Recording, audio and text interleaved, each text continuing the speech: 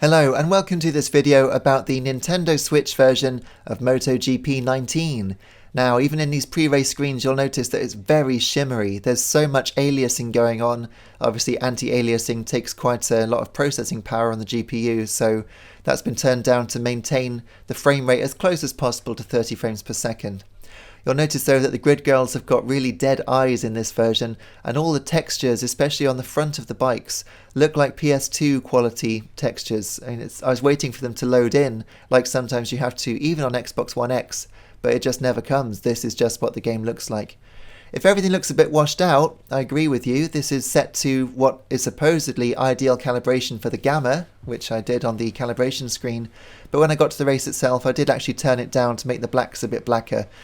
But even so, you can see that there's shadows appearing under the bikes and disappearing as they go away from the camera, which makes it all look a bit like the bikes are actually riding above the surface of the road. There's also significant redraw in levels of detail as the bikes get closer to the camera.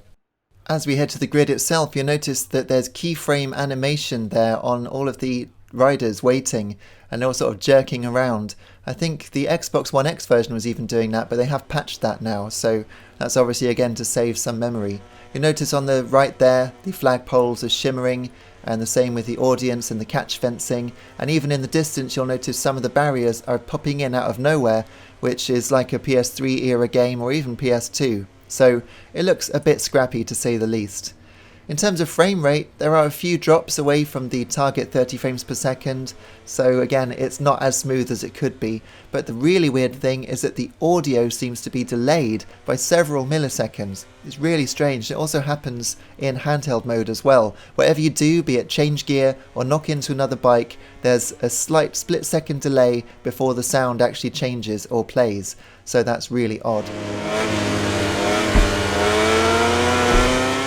The control isn't too bad considering that ZR, which is used for accelerate, isn't actually analog, but the game seems to have some traction control sort of programmed in to make sure that you're not just spinning the wheels every time you press accelerate.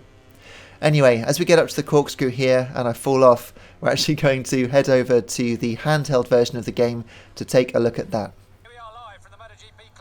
So here we are with the handheld version. It's been taken out of docked mode, and I'm afraid you can see my reflection there. I'm recording through my iPhone, but it actually looks quite a lot better on the small screen, I must say.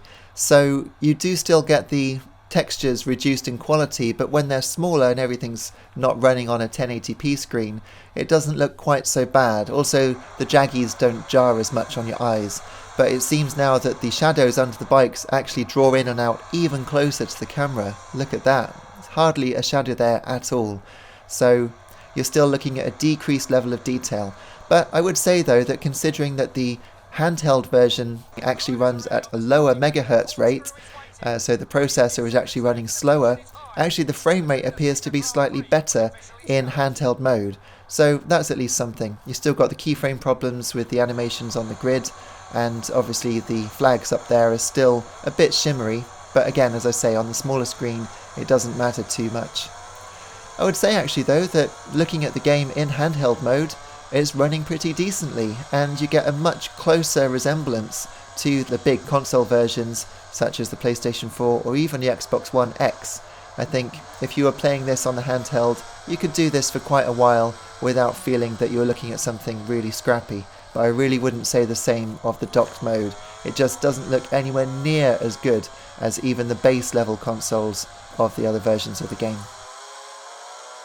Just for comparison, let's just go back to that Xbox One X version of the game so you can see what the level of detail is like compared to the docked mode for the Switch version.